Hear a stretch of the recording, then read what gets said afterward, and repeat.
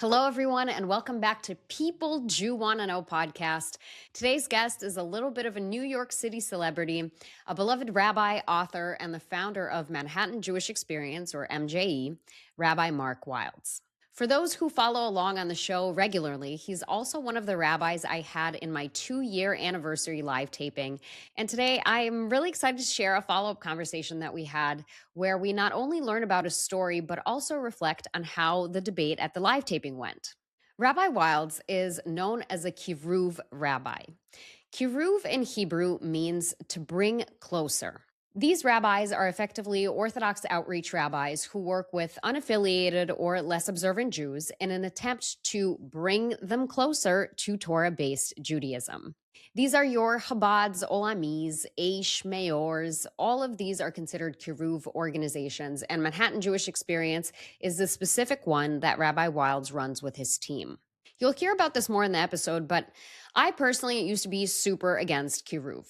I felt very uncomfortable in Kiruv spaces because I felt that the people welcoming me into these events always had an ulterior motive.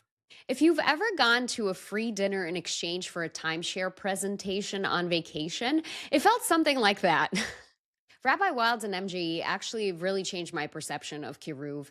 And although I'm still a little bit skeptical, I now understand that every rabbi is different, and I wish more Kiruv rabbis operated like Rabbi Wilds. For context on where my Kiruv impression was formed, I went to the University of Minnesota, where I saw many kids from good families get absolutely brainwashed by Kiruv. I talked about this with a friend a few weeks ago, but the types of college students that were the perfect prototype for Kiruv were like frat guys who maybe did too many drugs or slept with too many women, and they felt kind of dirty about it. There was also a female equivalent kind of prototype to this as well. And as they felt lost and uncomfortable with their college experience, here came swooping in an Orthodox rabbi who could help you pivot the trajectory of your life. If you only kept Shabbat, if you only dressed modestly, you don't have to live with kind of this icky past life you had in your chaotic college experience. And in every grade, there were these kind of troubled, lost, disillusioned kids and young adults who would flock to Kiruv as if they could fix themselves. But their foundational character, it wouldn't really change. They'd just keep Shabbat and kosher and think that that was the fix. I dated somebody in college who would reprimand me for not keeping kosher, and yet I later found out that he sold drugs to people in secret. He knew that if I had any knowledge that he sold drugs that I'd never date him, and yet he tried to shame me for eating shrimp. If this is your only experience with Kiruv, of course you're going to be put off. Now, Kiruv organizations also do a lot of good, obviously. For example, it's the Kiruv organizations that take students and young adults on highly discounted trips to Poland, Israel, Germany, South Africa, all over the world. They invest in helping young adults see the world and witness Jewish life there. And this is really important. All that is to say is that I'm grateful I ended up crossing paths with Rabbi Wilds because it did help me form a more well rounded opinion on Kiruv. Rabbi Wilds is very honest and authentic in his approach to everything, and the fact that he takes more of a modern Orthodox philosophy on Jewish life, I think is pragmatic and smart as a Kiruv rabbi. We didn't get to this in the episode because we ran out of time, but Rabbi Wilds' family also did a tremendous amount for Jews who were trying to flee the Soviet Union. What he did is he basically helped refusing Jews obtain immigration rights and come to America. When I was over at his house a couple of years ago, he even showed me a letter that I think he wrote to the president asking for him to release the Jews and let them come to America. I know I just took you down a very niche rabbit hole about Kiruv. I'm not sure how many listening to this are already familiar with the concept, but to me, that's really what this podcast is all about. Jewish life has all of these little pockets of interesting people and things, and I want to show you them. This conversation is an easy listen. Rabbi Wilds is nothing short of a delight. And actually, the feedback I got most often from the debate is how much people loved him. There were 4 rabbis on stage, and Rabbi Wilds really left an impression. I can't wait for you to hear this. Please enjoy this episode. Hello, Rabbi Wilds. Welcome to People Do You Want to Know podcast. Thank you, and nice to see you, Margarita. That's an honor. How are you doing? Excellent. It's so cool. I know, it feels really fancy, doesn't it? Yes, it feels very fancy. Fancy, fancy. It's good. I guess we got to get started the same way I start every conversation. Please tell us about yourself. What do you do and how did you get there? There's a Hebrew expression, al regel achat, on one foot. So, I run this program called MJE, Manhattan Jewish Experience, and we engage 20s and 30s in Jewish life, which is a lot of fun, and I've been doing it for 27 years now. I was formerly an attorney, and I was on that kind of legal track. My whole family are lawyers. It was kind of like a rite of passage. And then I was in rabbinical school, not to be a rabbi, because in my world, I grew up sort of in the yeshiva university, modern Orthodox world.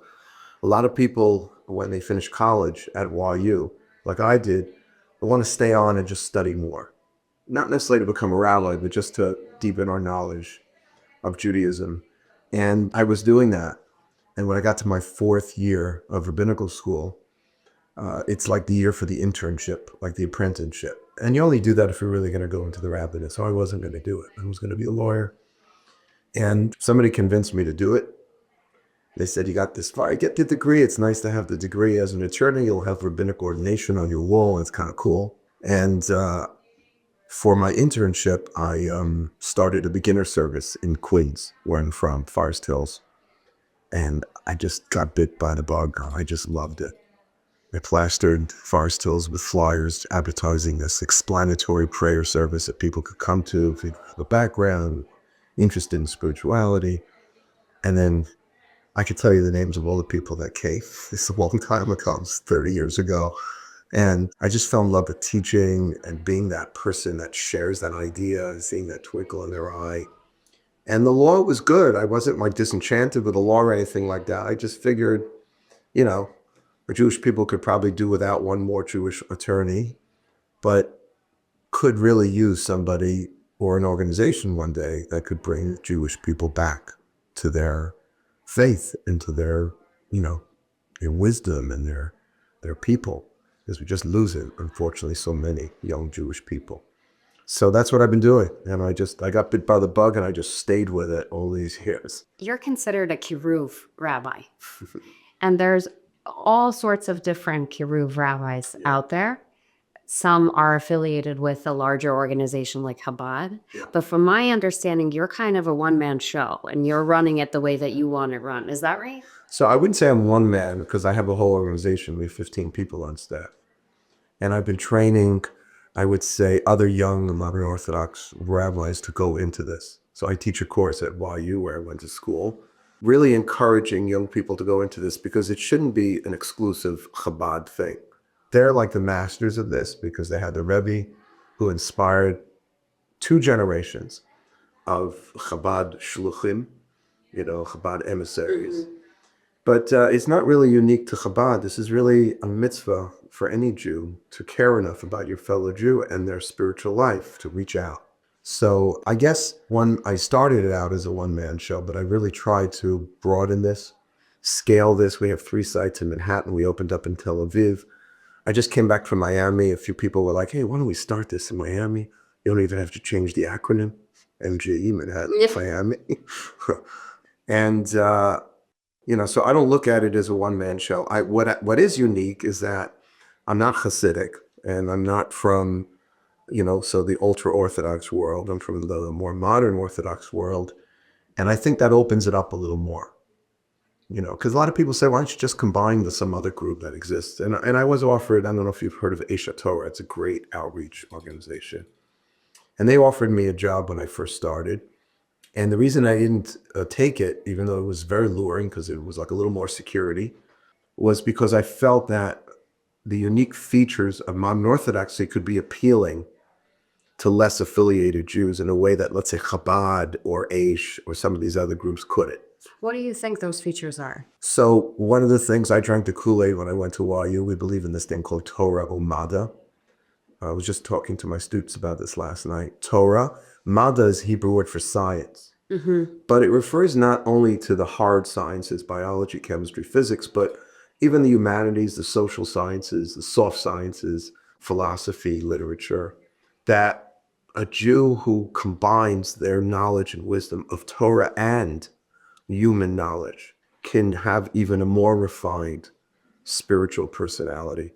And I've had teachers like Rabbi Soloveitchik, who was like the great thought leader of the 20th century. He had a PhD in philosophy from the University of Berlin, and he fused his understanding of philosophy with his great Talmudic erudition and scholarship. There was another great rabbi who had big influence on me, Rav Aaron Lichtenstein, who was actually the son-in-law of Rabbi Soloveitchik, who had a PhD from Harvard in English literature.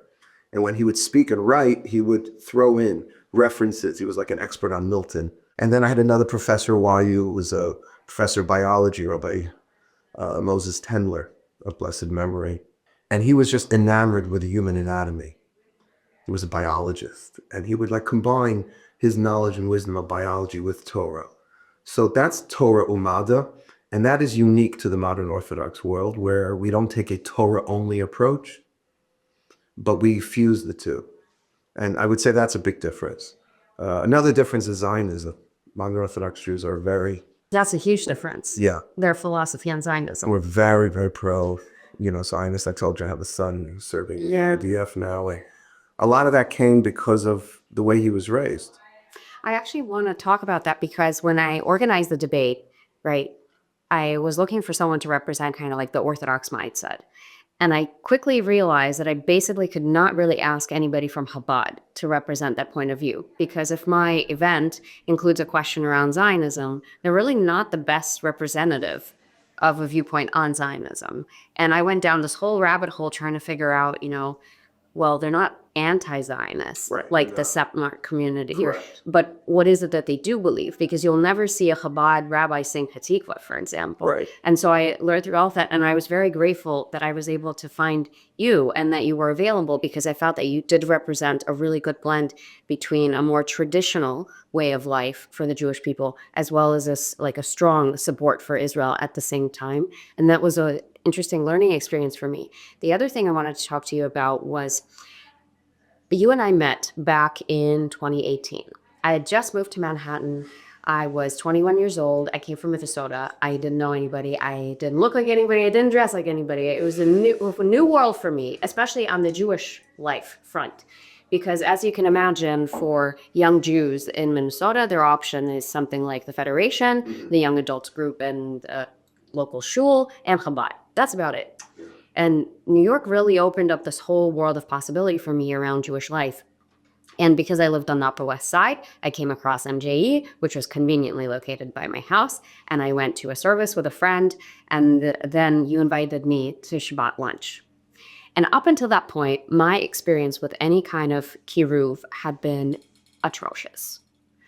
The Chabad at my campus, I have really mixed feelings on. There was one outreach rabbi who taught a course called Maimonides. He was then arrested by the FBI during a sting when Minneapolis had the Super Bowl because he tried to meet a minor that he met on an app to have intimate relationship with. So he was taken by the FBI. He was caught. So I mean, that you realize is not obviously representative. but think about a young I've never girl. heard that, Reading about Chabad for decades, I've never heard. Well, that wasn't a Chabad. That was an outreach rabbi. That was a Livish rabbi. Because the community in English Park in Minneapolis is Livish. And so those were my two experiences with any kind of kirum. I gotcha. And I show up to this lunch, and the rabbi and his wife are so nice, and everything is normal, and I'm waiting. I'm like, what's the catch? When's the shoe gonna drop? Right. And I was also very perplexed by these young people who that's what they chose to do on a Saturday afternoon, go to a Shabbat lunch. I couldn't figure it out, and it honestly really scared me. And after that, I was like, I can't with the kiruv. That was kind of my perspective. And of course, as the years went by and I met many more rabbis and engaged with many more Jewish events, I realized that there's something really valuable in engaging with religion and challenging yourself to learn, for example, Torah or, what the rabbis think on XYZ. And it really gave me an appreciation at how hard it is what you do. It is an element of persuasion, but at the same time, it's a welcoming. So it's not you're asking people to join you rather than trying to force something on them. And that's the perspective shift. And of course, all rabbis are different, but I wanted you to know that I really changed my perspective on Kiruv over the years. And your event was kind of the first time that I realized that these Kiruv rabbis are all wired differently. Well, everybody's different. Even within Chabad, you're gonna Of course, you know. different kinds of, and I appreciate you seeing that distinction you picked up on of whether we're trying to convince, indoctrinate, as opposed to just, check us out. Now, there's probably a little of both. I wouldn't say indoctrinate, but when people come and they ask questions and they want to know, why do we believe in God? Why do we believe this Torah comes from God? Then I'm going to try to make a compelling argument, like I just did in my book, this new book I wrote called The Jewish Experience. The first 2 chapters are really trying on some level to convince or inspire the reader to take their belief in God more seriously by giving some rational reasons for it and some more mystical, spiritual as well. And also for the belief that this Torah comes from a higher place. Now, if you don't buy it, that's okay. And the beauty of belonging to the Jewish community is that your belonging is not dependent on what you come to believe or decide to practice. Because once a Jew, always a Jew. And even if you decide you don't believe in A, B, or C, but you still want to be part of our community, that's what I set out to do. I set out to create a service on Shabbat, a minyan, and a community that would accept everyone irrespective of their life choices and of their ideology. At the same time, I'm going to try to give over my ideology, what I think is the truth, and hopefully people will accept it, or maybe they'll accept some of it and not the whole thing. I'll tell you a quick story. There was a woman, we used to come to MGE many years ago. She came to the service every Shabbat morning. And I felt really good that she was coming. She didn't have much of a background. She was really smart. She went to Yale Law School, I remember. And after like 6 months of coming, and we had her over at home, she just stopped coming. So I called her up. And I said, hey, we miss you. What's going on? She goes, Rabbi, I thought about it, and I listened to all the arguments and da-da-da, and I just don't buy it. And I said, okay, but you still didn't answer my question. Where you been? She goes, well, I just assumed that if I'm not, going to accept this, and I'm not going to change and become like an Orthodox Jew, I'm not going to start keeping Shabbat and keeping kosher, that like MG is not for me. So I said, is there anything I or anyone on my staff said to give you that impression that if you don't accept this, you don't belong here? She said, no, everybody's so nice. Well, irrespective of what I do, I just naturally assumed. And I think people sometimes make that assumption that like if you're going to a certain place, it means you're buying into everything they're saying. And that's not true. It used to be that Orthodox synagogues, maybe half of the people who came were Orthodox themselves. The other half, just like the rabbi, they like the community, they like the children during Kiddush. But you don't have to subscribe to everything and believe in everything in order to feel comfortable to come. And that's really important because we're trying to create community for those who don't have community. And if the bar, if the requisite, the requirement is, agree on A, B, C, D, E, and F and practice all of these things, I mean, that's not really what it means to be a Jew. I'm thinking back to the debate that we did. Now that the dust has settled on that iconic event. It was iconic. I want to know what you think. Well, first of all, I love that you brought different people together. And I love what you said. I watched it with my wife because she couldn't make it that night. She wanted to see it. And she was so impressed with what you said in the beginning. Before you introduced us, the 4 of us, to come out, you said, we will not tolerate heckling, disrespect. We have security here that will escort you out if you say anything inappropriate, because we want to give each other the respect. And that is something that I learned from my teachers, that you can vehemently disagree with somebody, but you could sit like a mensch and talk to them and exchange views. And you set up that culture perfectly. So my yarmulke is off to you for that. Thank you.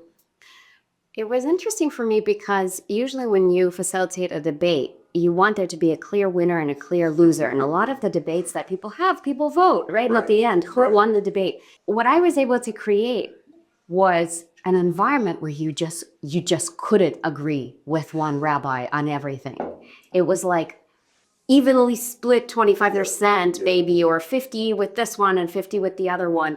And people were left kind of confused. They wanted so deeply to be told what to think. And I refused to provide that environment because you need to decide what you think. Right.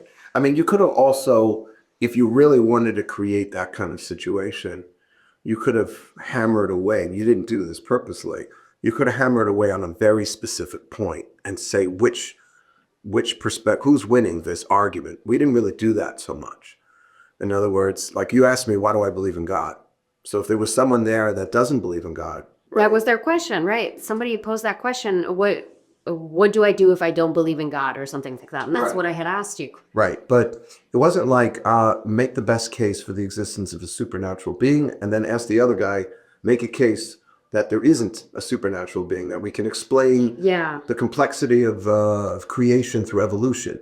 So which one is it? Is it intelligent design, or is it evolution? But I thought you were doing that purposely, like you didn't want to create that kind of confrontation. But I don't know. The confrontation appeared on its own. And if someone's listening here and they haven't watched the debate, I really recommend you go back and kind of get the full essence of it. But what I picked up on kind of most saliently was that it was a rabbi, or more than one, that supported Israel and wanted the strength of Israel to continue to grow and to flourish, being away. And then another set of viewpoints that say, well, if you actually talk to the people who live that, they're not very happy. And some of them want to leave because they don't want to live in the violence anymore. And we have this almost like a recycling between the diaspora and Israel. You have the Israelis that leave because they just can't tolerate it anymore. And then you have all the American Jews whose dream it is to make Aliyah. And that's always kind of the cycle that we're in, and it's never ending. The funny thing is, people always ask me, well, who do you agree with most? And I kind of have a bias because I planted the rabbi that I agree with like on everything. Like my rabbi, Benjamin Resnick, Right. Everything he says and how he says it, how he thinks about the metaphors he comes up with. He's a writer, so of course everything he does is a little work of art. Yes, I enjoyed listening to him. He was good, but you set it up in a way that also, I think, helped people, because I think that's what American Jews need right now is like a little love and unity. The last thing we need right now is to pit more Jews up against other Jews. We need unity. Purim is upon us next week. And I think that's one of the great themes of the Purim story, that when Haman convinced Achashverosh to kill all the Jews, it's because he convinced them that they wouldn't fight back. They weren't unified. And they also weren't spiritually connected, which is why Esther, when she tries to fix the situation, is not just manipulating Achashverosh, the king's insecurities against Haman's ego, which she did brilliantly. It was also trying to affect a reunification of Jews that had lost that feeling for each other and their feeling for God. They were very disconnected. They were very assimilated into ancient Persian society. So I appreciated any kind of venue that gets Jews that are different together. And even if it's just optics, it leaves people with a warm feeling, like we're one people. And we need to get together right now, especially when we have so many enemies. The last thing we need is divisiveness within the community. There was one thing that really stuck with me from the debate, and I need to talk to you about it. So in the debate, Becky, who is a female rabbi, talked about how it is hard for her to accept how Israel is running the show right now because, for example, she as a woman wouldn't be accepted. All the women in the room, myself included, wouldn't be accepted. And you had said, well, if this is what the people have chosen for themselves. Well, it wouldn't be accepted as a rabbi. Or just maybe certain lifestyle choices or who they marry or as a rabbi. Right. But you had said, and if that's what the people elected and that's what they chose, who are we to judge them for that? No matter how backwards we think that is. Thing about that is that's the founding of the state. And for Israel to be founded from the very beginning as a religious state was not a democratic decision. They are a democracy despite this, not because of it. And it's not fair to say that this is what the people chose. Well, who chose that? the people, the men in the room, right, that founded the state of Israel. Theodore Herzl, Yeah, but well, not Herzl wasn't there yet. his ideas. His ideas, it was probably Ben Gurion and the original. But why did they make that decision? Now, I'm not saying I agree with it. You're saying it wasn't really a majority Democratic vote where they had the majority of the populace saying That now, the rabbinate to have yeah, control. and people can't unvote it now. It's a permanent fixed decision. Right, but it is their decision nonetheless, even if it came about through some political negotiation. That's what people do. That's how democracies work. It's a little messy. I just find that, see, there's two reasons I said what I said. And number one is that for us to go and say, we have a better system. We're doing better here in America because our pluralistic system of conservative, reform, Orthodox Judaism is working so much better. First of all, it's not. You know, I used to talk to Michael Steinhardt, I don't know if you remember, the founder of Birthright. And he's a businessman, and he's not an Orthodox Jew, he's actually a professed atheist. How come more of the programs he funded tended to be Orthodox? He used to give us money, because he looked at it from a business perspective, who's growing and who's not growing. And this pluralistic system we set up has not really worked terribly well. And I'm not saying what they've set up in Israel is any better. It's just different. But it's not, for us to say you got to try the way we're doing it because we're more comfortable with it, even if it's not effective, I don't think is a good approach. And then the other issue of telling someone else how to observe their Judaism, I don't agree with the way the chief rabbinate operates on many levels. I think the coercion on some level is a big turnoff to a lot of young Jewish people in Israel. And it's amazing how many young Jews, despite that negative perception that they have, or whether it's reality or not, it's amazing how many young Jews still opt in to live Jewish religious lives. But that's the choice that they make there. We can't try to mold someone else's Judaism in our own pluralistic image. The people living in Israel cannot mold anything themselves either. They could elect a different government that doesn't give aid to the rabbinate. Yeah. A very sticky point right now, which is very personal for me, is all these protests against what's called the Kiruv, The serving of the Haredim? Yeah. I think it's honestly ridiculous that so many young yeshiva students can get out of going to the army by sitting and studying Torah all day. I think the arrangement that was brokered between Ben Gurion and the rabbinate then was a few thousand Jews at the most, maybe a few hundred even, I don't know. They never had this in mind, where you had like 60,000 people learning in yeshivas and not certain. It's a bad agreement. It didn't stipulate the consequences of other hypotheticals. It didn't. The only reason it's still happening is because Netanyahu or some other person needs 61 seats in the Knesset. And in order for them to have that majority in the Knesset, they need to capitulate to other people's demands.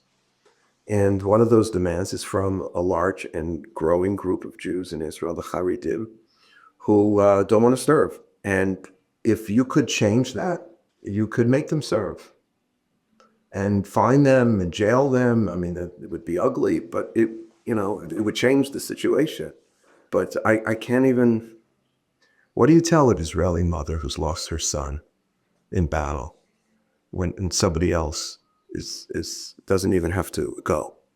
It's terribly unfair, and I don't think it's consistent with Jewish values, with Torah values at all, especially after you're attacked like we were on October 7th. It's a Milchemet Mitzvah, which means it's halakhically classified as a mitzvah war where everybody is required to serve. One of the Yeshiva University rabbis that my son was influenced by said that it might even be a requirement for diaspora Jews to go to Israel to serve. Of course. So how much more so someone who's living there, who's benefiting from the protection of the idea.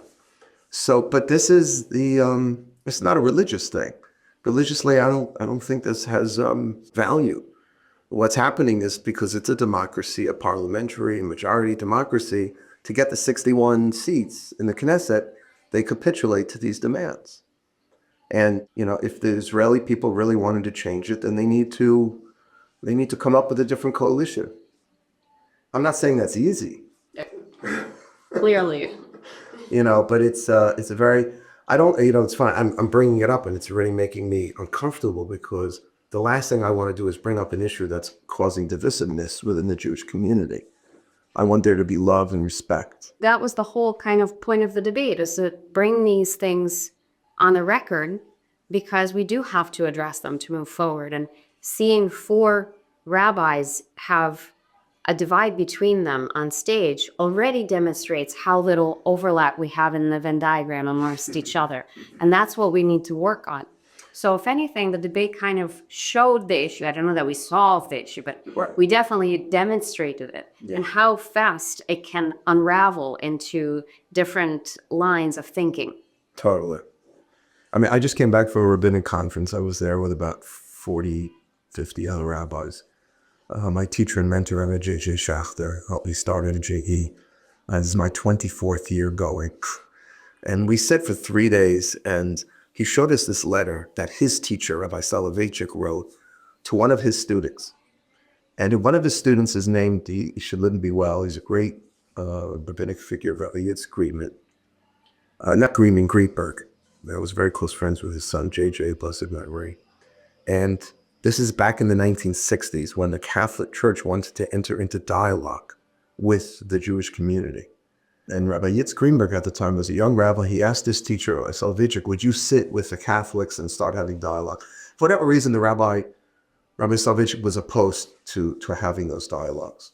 And so he very respectfully said no. But you have to see the letter that he wrote to his student. I'm not telling you what to do.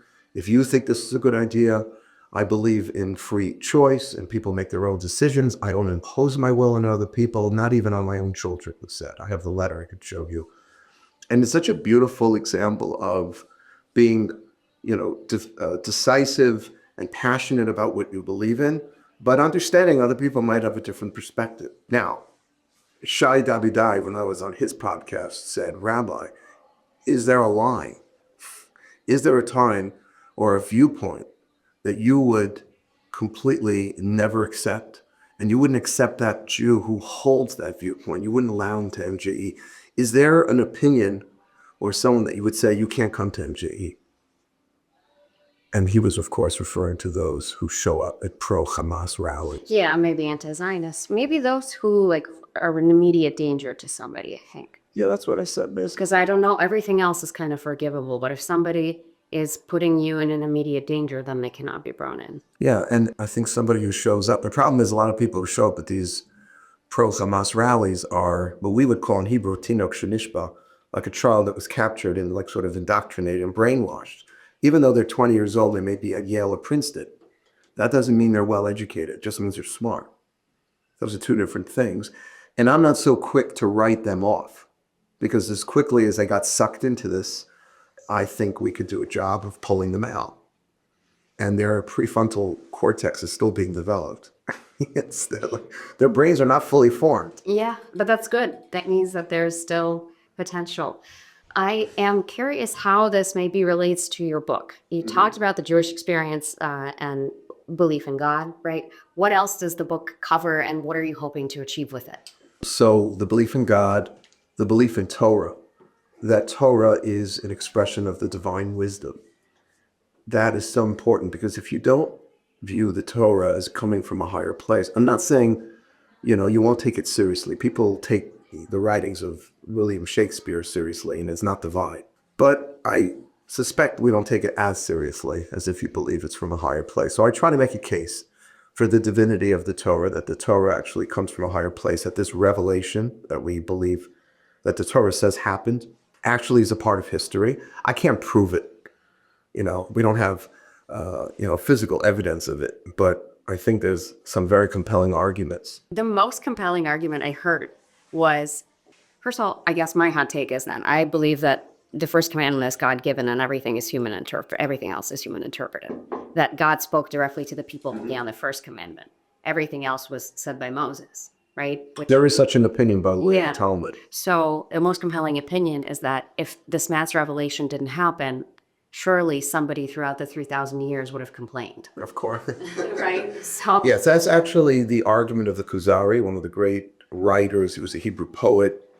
And he said that the fact that we lay claim to a mass revelation, right? There's no other monotheistic group that says everybody was there.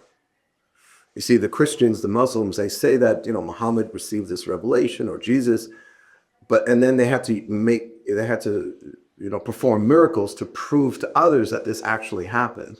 Moses never needed to do that because the Jewish people, even if they only heard one of the 10 commandments, they were all there. They saw the same thing Moses did. So he didn't have to make that case to others. And if in fact it was just to one or two people, then why would we pass that information down from generation to generation that everybody was there? That's a much bigger pill to swallow. If I want people to believe, I'm not going to make this very bold claim that everybody was there. Now, that doesn't prove it happened. It just makes it less likely that it was made up. And that's all you can do in life when you're trying to recreate an event in history. You have to say what makes more sense.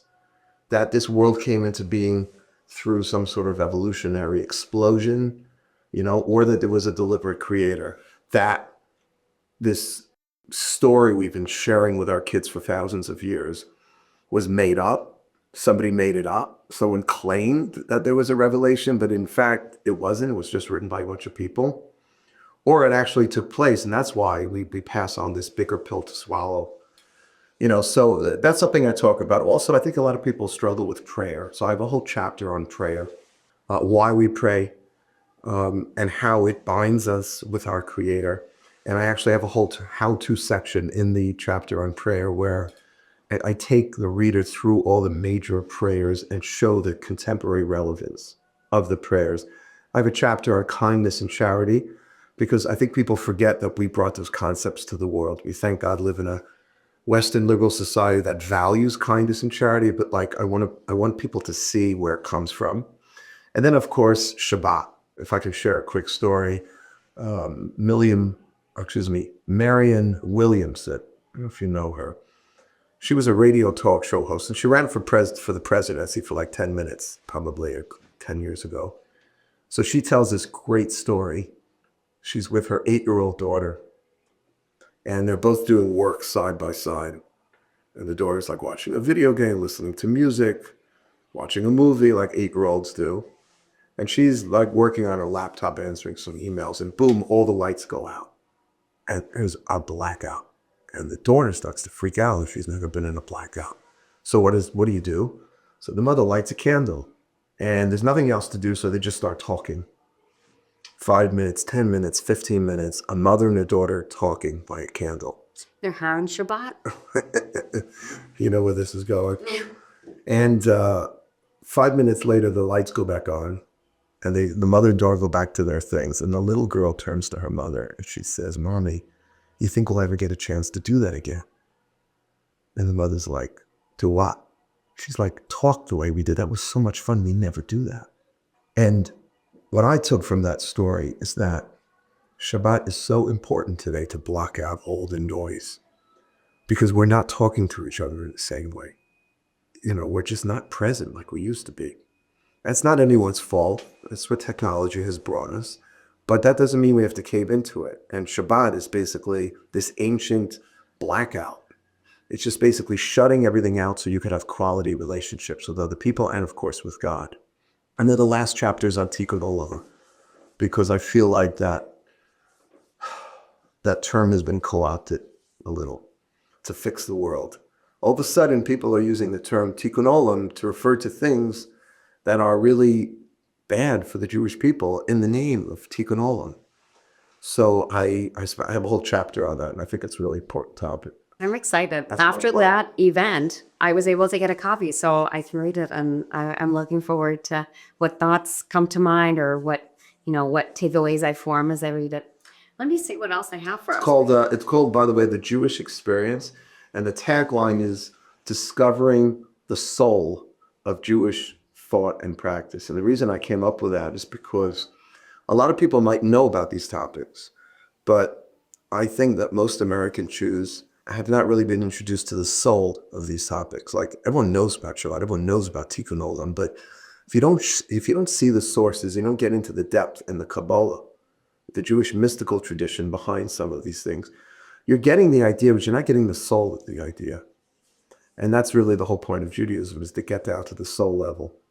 Yeah, everyone talks about how in it becoming Jewish is not about ascending, it's actually about descending and working deeply with the text and understanding the core essence of something. And you'll be like the 100th rabbi to make that point. I was curious about how you think your community changed since October 7th.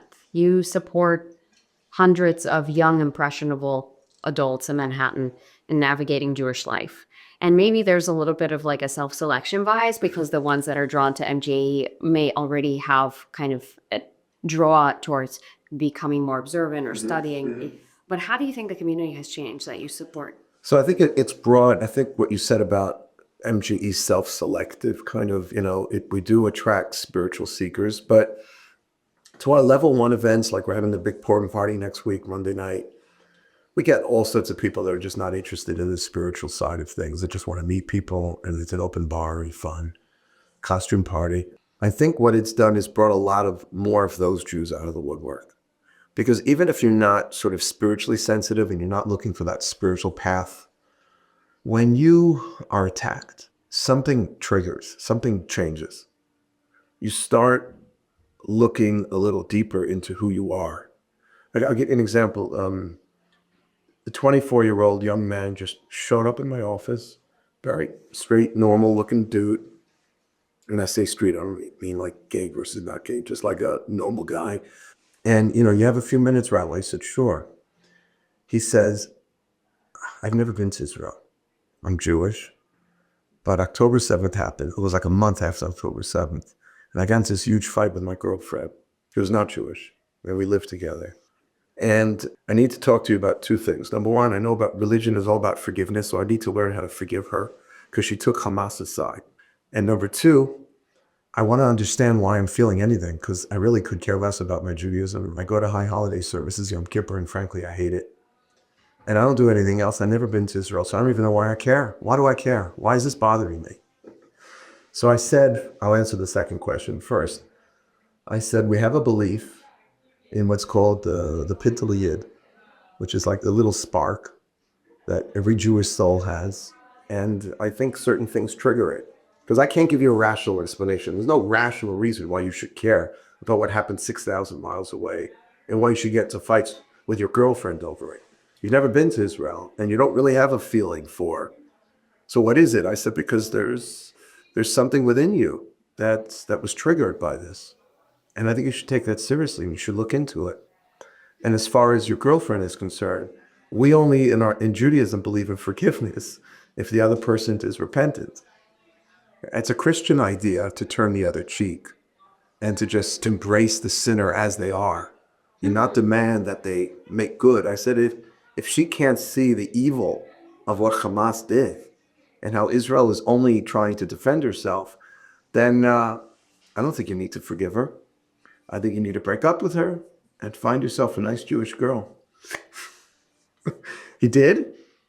Not just because of what I said. He couldn't reconcile with her.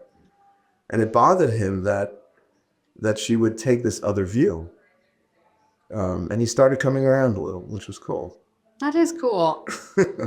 So, I mean, is that everybody? No, but our numbers, COVID was a Kiruv killer. And October 7th, I think, reinstated things in a weird way. Kiruv killer. I'd like that phrase. What do you think your message to Jewish people is, Rabbi? Pride. Be proud. Be proud of who you are. Because if you're proud, you'll take your Judaism seriously. And you'll explore it. And you won't just pay homage to it. But it's like a catch-22. If I say to be proud, what am I proud of? What is it about Judaism that inspires pride? Well, you could just look at Israel, at the way she defends herself, and the technology that comes out of Israel, and all the good that Israelis and Jews do for the rest of humanity. I mean, I think that's a source of pride. A deeper source of pride is to say, wow, my faith and my religion has such wisdom for happiness in life. My first book was called Beyond the Instant, and it's 10 chapters of how the Jewish belief system gives you the source for wisdom and a smart way to live in this crazy world. My message to everyone is to not have a superficial understanding of your faith, to dig into it a little, come to classes, read books, learn more about it. Don't be a superficial Jew. I said this when we had the panel, that if I'm in a classroom at MGE with 15, 20 students and I go around, the average level of education, secular, is on the master's degree level and up. But spiritual is like Oy. 5th grade. It's 5th grade, and then we wonder why Jewish people don't take their Judaism seriously.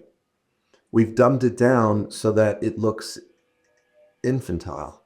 It looks childish. And if you stop your Jewish education at your bar bat mitzvah, which is the case for most American Jews, then your ability to feel proud of your Judaism is limited. Because you look at your law degree or your medical degree or your computer science background, that's sophisticated, that's robust. But Judaism is just like, all the stuff you were taught when you were 10, 11, and 12.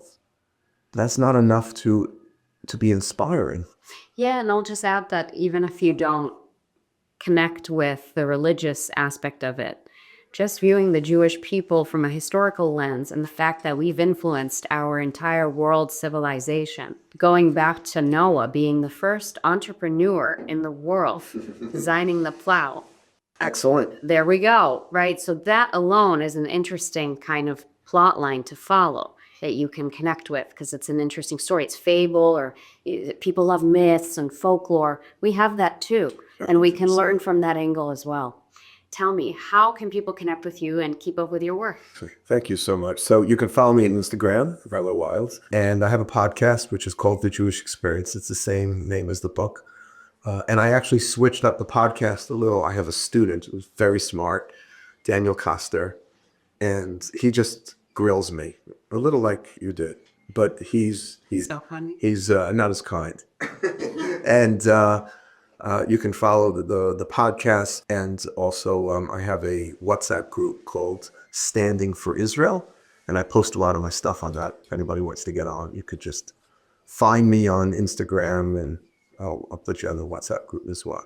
Thanks so much. This has been great. This is amazing, and I appreciate the conversation. You're more than just a curious Jew. You're like really a pleasure to speak with. And thank you for setting that up. I want you to know those opportunities just on a personal level. I don't get a chance to really talk to people from other. And to your peers, right? Because you're always teaching. Yeah, that was fun. I have to say that you talked about pride, figuring out, pride and why you want to be Jewish and what it means. For me, the show is the self-development process that I have as a Jewish person. But my self-development process just happens to be on the record for everybody else. But that's okay. But that's what it is. Yeah, and it's probably, and it's not probably, it's for sure the same questions that people are curious about that you're asking. So you're not just growing yourself Jewishly, you're allowing other people to do the same. So I thank you for that. Thanks so much, Rabbi. This has been great. It's awesome. Thanks for inviting me to your very cool studio. If you've enjoyed this podcast, please go ahead and rate us 5 stars. Be the first to hear our episodes by subscribing to People Jew Want to Know wherever you get your podcasts. And for exclusive content, follow us on Instagram at People Jew Want to Know.